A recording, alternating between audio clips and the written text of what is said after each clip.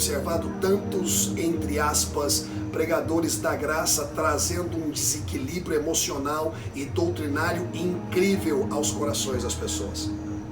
Por não dominarem o tema apuradamente, ou até mesmo por conhecerem a palavra e por terem tido um passado talvez frustrante dentro de igrejas coronelistas, acabaram então por relativizar o evangelho, relativizando a graça de Deus e indo para um outro extremo.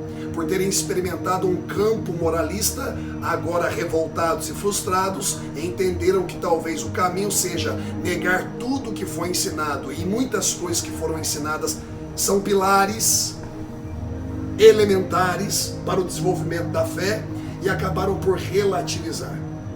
É triste mencionar isso, mas eu tenho visto muitas pessoas não sabendo ministrar acerca da doutrina da justificação, a graça do Senhor Jesus. Entraram em um radical, onde parece que agora o único tema bíblico é a graça. É verdade que a graça é como sal, praticamente vai em tudo, é como o açúcar, praticamente vai em tudo, mas não é o único tema bíblico. Se eu vou falar sobre família, eu vou falar um pouco sobre graça, a graciosidade da família, mas existem outros temas bíblicos que nos ajudam ao desenvolvimento de uma fé cristã apurada e madura. Então nós precisamos tomar cuidado com os radicais da graça. Meus queridos, o radicalismo sempre será inimigo da sabedoria. Anote isso. O radicalismo sempre será inimigo da sabedoria. Eu já fui mais jovem do que eu sou hoje. Estou pregando há 16 anos. Irei completar agora em junho, no próximo mês, 16 anos de ministério. E eu já fui tão apaixonado pelo tema graça, e eu já preguei tanto sobre graça, e no início, quando eu pregava sobre graça, eu queria abrir a cabeça das pessoas e colocar lá dentro. Com isso, eu manifestava alguns comportamentos radicais, e eu comecei a observar que não é bem assim. Hoje eu tenho visto o desabrochar, o desvendar, o coração um coração receptivo à graça do Senhor no Brasil. Um avivamento de fato, mas muitos estão caindo no radicalismo, estão caindo em até mesmo falar coisas que não são bíblicas, se expressarem de forma pobre, não pensando bem naquilo que estão falando, não projetando bem as suas palavras, e isso acaba ocasionando com que pessoas que não têm conhecimento e estão te tendo como um influenciador, como um líder, acabam se perdendo na jornada por causa da má colocação verbal, da má colocação da frase, do texto. É muito perigoso isso. Portanto, vamos analisar, vamos estudar novamente, vamos pensar antes de falar, vamos trazer a abordagem bíblica ao invés apenas de abordarmos um rótulo. Hoje em dia nós estamos tendo uma dificuldade de nos relacionar entre irmãos, porque existem alguns irmãos que são os irmãos da graça, outros irmãos que são os irmãos da lei, e assim então nós estamos levantando bandeiras diferentes dentro do mesmo reino que possui uma bandeira. Meus queridos, isso não é evangelho, isso não é graça, e isso não é atuar com sabedoria para alcançar aqueles que não fazem parte do reino de Deus ainda. Como levaremos o mundo à reconciliação com o Pai através de Jesus, se nós mesmos estamos partidos em nossos ideais e no propósito que Deus nos deu? Então prestem atenção no que eu estou falando para os irmãos. A mensagem de hoje não é uma mensagem de encorajamento, embora nos encoraje. A mensagem de hoje não é uma mensagem de liderança, de família. É uma mensagem de reflexão, é uma mensagem de redirecionamento, é uma mensagem, por que não dizer até mesmo, de recalcular o porquê que estamos crendo no que estamos crendo. Sim, possuem revelações aqui que podem ser tidas como subjetivas. Por exemplo, a fé, o autor e consumador da fé é o Senhor Jesus. é um tema onde muitos podem interpretar de uma forma ou de outra. A palavra do Senhor ela é cheia de revelações, mas se essa revelação não passar pela peneira do didaquê, se a revelação não passar pela peneira da compreensão, a revelação apenas vai trazer confusão.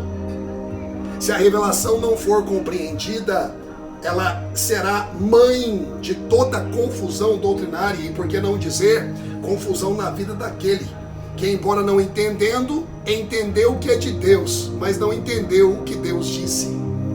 Então é importante que toda a revelação bíblica seja transportada para o campo da compreensão. A espiritualidade nossa também é passá-la para o campo da racionalidade. É óbvio que existem coisas que nós jamais entenderemos, como o amor do Pai, o amor ágape. Como eu posso racionalizar o amor do Pai, que nos amou de tal maneira que deu o seu Filho unigênito para todo aquele que nele crê não pereça, mas tenha vida. Como eu posso entender esse amor incondicional do Pai? Não tem como entender na totalidade, mas eu posso compreendê-lo. Eu posso compreendê-lo. Eu posso tentar trazer para uma facilitação de ensino para passar para outras pessoas. Revelação sem explicação, revelação sem didaquê, revelação sem uma estrutura didática para poder fazer com que as pessoas que estão em contato com a verdade bíblica entendam essa verdade, pode se transformar em confusão. Tá claro aqui para vocês isso? Tá claro?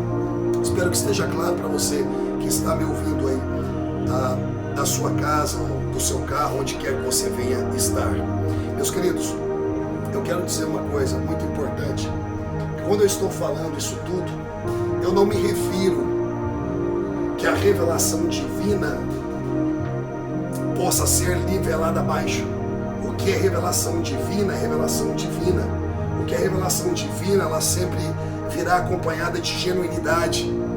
E ela irá liberar uma pessoa ao entendimento. É isso que eu estou falando.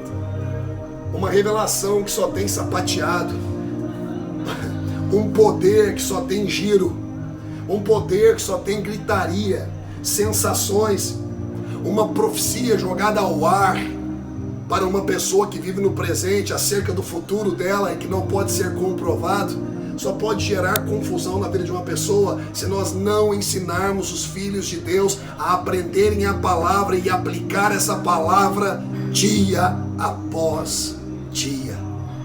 É essa revelação que transforma a nossa vida.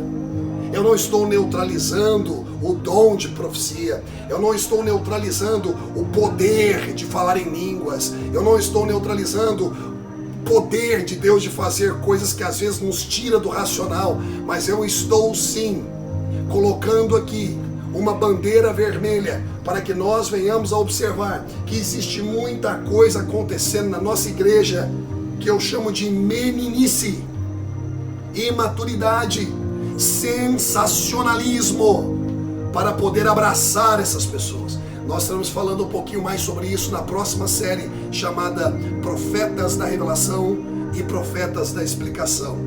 Então eu não me refiro na intenção de desqualificar uma revelação, mas sim eu quero enfatizar que a melhor revelação é aquela que revela.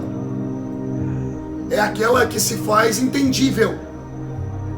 É aquela que eu compreendo. Não pode ser a enigmática.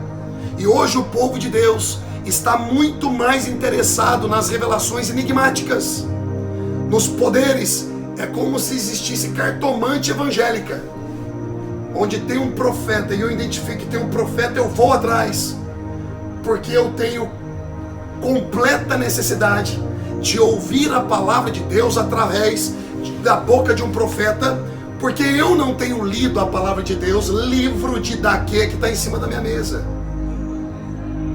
Então eu valorizo muito mais um movimento aonde, entre aspas, Deus irá falar, do que a realidade bíblica que se encontra no criado do lado da cama, na mesa em casa. Eu creio que estou me fazendo entendido. Eu creio que estou me fazendo entendido. Eu creio nisso. Então, a partir deste momento, tendo falado tudo o que eu falei em introdução, de forma rápida, eu gostaria de falar da graça terapêutica. Ok? Da graça terapêutica. Por que não dizer de uma forma mais popular, a graça menino, a graça imatura. Não é que exista uma graça imatura, a graça genuína é a graça de Deus, mas é, entre aspas, a graça que está sendo ensinada de forma inconsequente, sem disciplina e sem apresentar um Deus que também corrige aos seus filhos, a qual ama. A graça terapêutica, ela vem com isso aqui, ó. Deus me ama e entende independente de qualquer situação. Deus me ama e me entende independente de qualquer situação. Meus queridos, é óbvio que Deus nos ama. É óbvio que Deus nos ama independente daquilo que nós fazemos. Mas quando esse discurso ele é lançado para amaciar os erros e sustentar o ego e a falta de humildade da pessoa chegar e falar assim: Senhor, eu pequei, eu errei, me perdoe. Eu não peço perdão para Deus com o risco dele não me perdoar. Eu peço perdão para Deus porque é sinônimo, é uma ação que demonstra que eu estou arrependido e que eu quero uma nova estrada. Não significa que Deus já não saiba que você esteja arrependido, porque pedir perdão para Deus não é para convencê-lo de fazer alguma coisa por ti, mas serve muito mais para você reavaliar suas ações e mudar a direção do que para Deus. É fato que Ele já tem te perdoado. Antes de você existir, antes de você nascer, Jesus já morreu na cruz do Calvário. Você não precisou fazer nada para que Ele viesse e ter morrido na cruz do Calvário por você. Observe como é de graça. Mas isso não neutraliza a necessidade que temos, não para sermos salvos, não para recebermos ou não perdão, mas para demonstrarmos a Deus que somos responsáveis, que somos maduros, que somos humildes. Esse discurso de que Deus me ama e entende independentemente de qualquer situação que eu venha me inserir, é um discurso que gera nas pessoas, ou incentiva nas pessoas, uma incapacidade para o arrependimento genuíno. Qual é o arrependimento genuíno, pastor Léo? É aquele que eu jogo cinzas e poeira e terra na minha cabeça? É aquele que eu rasgo as minhas vestes? É aquele que eu fico pedindo perdão a semana toda? Não, o arrependimento genuíno pode ser identificado através da mudança comportamental. O arrependimento genuíno vem acompanhado de boas obras. O arrependimento genuíno vem acompanhado de bons frutos. Só assim você sabe quando o seu filho muda, quando o seu filho de fato se arrependeu, mudando os comportamentos. Você consegue ver a mudança comportamental, que de fato ele se arrependeu, que de fato ele sentiu que o caminho que ele estava indo não era o adequado. Então essa conversa de que Deus me ama e entende, independentemente da situação que eu venha me inserir, é graça terapêutica. É fazer carinho em ego, é não reconhecer as falhas, é não ser homem nem mulher de integridade, para poder dizer: Senhor, eu sei que Tu me amas, e eu sei que o Teu perdão se estende, ele é alto, profundo, largo, não tem comprimento. Eu sei que o Teu perdão, ele é inesgotável, ele é incondicional, mas estou na Tua presença para te dizer: Senhor, me perdoa, eu cometi um erro. E eu sei que o Senhor, na sua onisciência, conhece e já sabia, porque é verdade que os meus dias estão contados antes que eu mesmo existisse. Nós sabemos disso tudo, mas isso não pode mudar o fato de que o Evangelho, que é uma boa notícia, está sendo anunciado, também está sendo anunciado para transformar a nossa vida, a fim de que nós venhamos a ter bons frutos. O Evangelho também confronta, o Evangelho também disciplina. Não é a disciplina de deixar sem tomar ceia, aquela disciplina controlada pelo homem. Assim como um pai disciplina um filho, E daqui a pouquinho nós vamos falar sobre graça e verdade, nós vamos falar sobre isso tudo. Eu não quero ter a tentação de estar me adiantando na mensagem. Outra palavra que essa graça terapêutica, essa graça que amacia ego, essa graça que mima pessoas. Outra palavra, outra frase que nós ouvimos por aí é: você não precisa de obras. Jesus já fez tudo. Meu amigo, nós precisamos explicar bem. Você não precisa de obras para ser salvo. Por quê?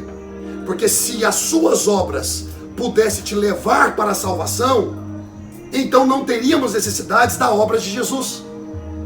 Simples assim. Mas aquele na qual ele salva, ele transforma para boas obras. E nós vamos ler isso na Graça e Verdade. Então isso é um discurso que incentiva a irresponsabilidade. É por isso que as pessoas não se responsabilizam com a igreja local, Leandro. É por isso que as pessoas não se responsabilizam com seus patrões, com a sua liderança. Porque esse discurso, eu não preciso de obras, o Senhor... É por isso que as pessoas estão cada vez mais entendendo que qualquer frustração na igreja, instituição, elas possam então ser desigrejados, porque eu não preciso de obra, eu não preciso ir na igreja, eu não preciso orar, eu não preciso disso, eu não preciso daquilo. Meu amigo, tudo que nós fazemos para o Senhor, não fazemos porque precisamos, fazemos porque o amamos. Porque Ele transformou nossa vida. É um prazer ter boas obras. Ele nos convocou para isso. Então não são obras para ser justificado. Não são obras para ser perdoado. Não são obras para que Ele me ame mais ou menos. Para que eu seja mais santo ou menos santo. Eu sou tudo que sou por aquilo que Ele fez, pelas obras dEle. E agora eu faço o que faço por aquilo que Ele é na minha vida. Glória a Deus por isso. A terceira frase que a graça terapêutica tenta lançar por aí é a frase: você não precisa pedir perdão. Ele já te perdoou. Relaxe. Esse discurso, ele incentiva a falta de coerência. Ele incentiva a insensibilidade e a falta de humildade. A outra frase da graça terapêutica é essa aqui, ó. Não precisamos pregar outra coisa. O que importa é a graça. Vamos pregar somente sobre o tema graça. A graça ensina tudo. Ou seja, é o radicalismo, onde só se aborda um tema, sendo que graça está em tudo. Graça está na Bíblia inteira. Até porque graça não é uma teologia, embora podemos explicá-la teologicamente. Graça não é uma doutrina, embora podemos explicá-la doutrinariamente, em ensino, o que representa a obra redentora de Jesus. Graça não é uma placa institucional de igreja, ou uma bandeira religiosa a ser defendida.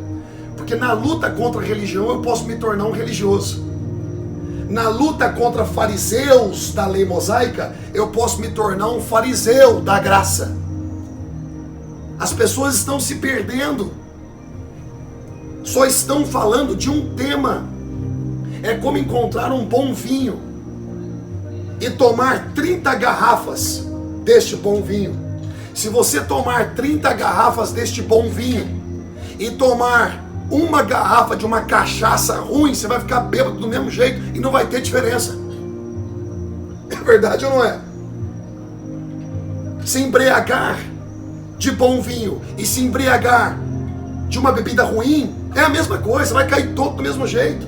Eu estou observando muitas pessoas embriagadas com a graça, sem equilíbrio, sem sensatez, não conseguem dialogar, não conseguem discutir com maturidade, expor pensamentos, e quando pregam condenando pessoas, pregam falando que eles têm a verdade e os outros não têm a verdade. Isso não é graça. Eu, como pregador da graça do Senhor Jesus, e por que não dizer pregador do Evangelho do Senhor Jesus, estou aqui alertando, estou aqui até mesmo exortando aqueles que de alguma forma estão, de uma forma imatura, pregando dessa forma. Não pode ser assim. Eu disse que não pode ser assim.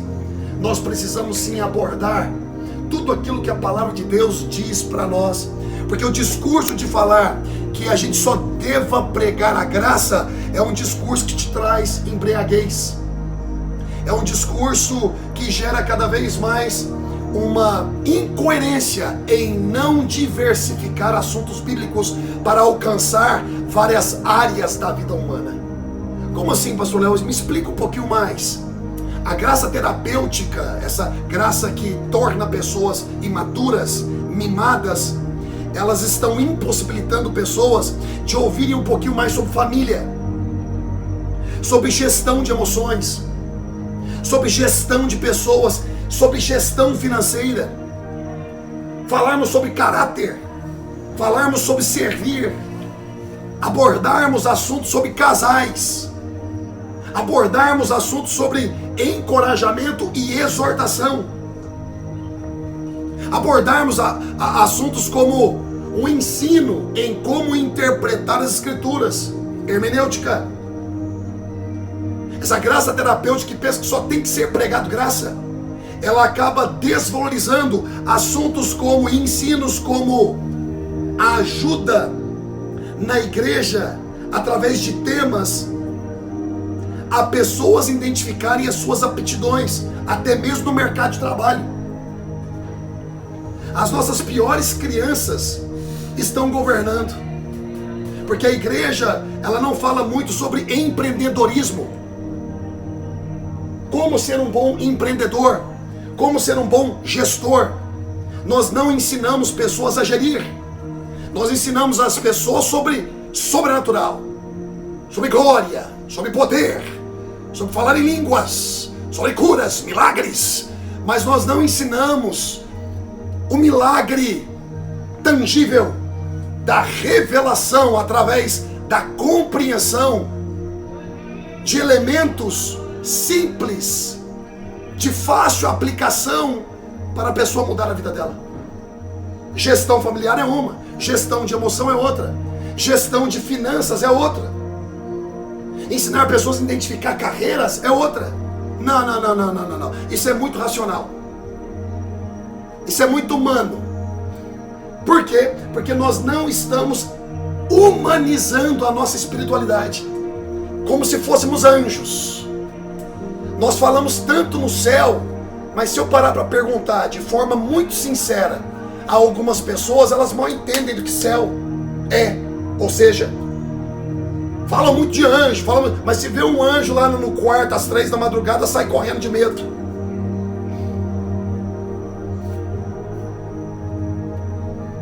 Vocês estão entendendo o que eu estou dizendo? Esse é o grande problema. Mas o ser humano, ele tem sede disso, das manifestações do grande poder de Deus. E aí vai, ao invés de coisas que o ajudam. E Deus está nisso também. Mais uma vez eu quero enfatizar, eu quero esclarecer, eu quero reiterar que eu não sou contra as manifestações sobrenaturais. Eu creio nos dons do Espírito Santo.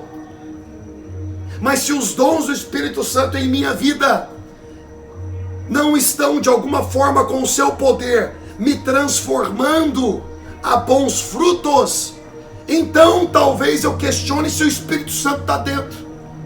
Porque junto com o poder do Espírito Santo existe também o fruto do Espírito Santo. O fruto, domínio próprio, longanimidade. Então, o fruto do Espírito Santo é para caráter. Os dons é para poder. Mas se eu não tenho caráter, como irei dominar o poder? Como irei entender o poder? A graça terapêutica não ensina isso. Tudo é graça, tudo é amor, tudo é perdão, tudo é não sei o quê. Pelo amor de Deus, gente. O Senhor nos convocou a uma nova vida. A graça do Senhor nos salvou. Mesmo perdidos no pecado, inimigos de Deus, a graça nos salvou sem merecimento para nos transformar, a fim de que nós venhamos a produzir bons frutos que glorifica a Ele e que fala acerca da salvação que nós temos dentro de nós.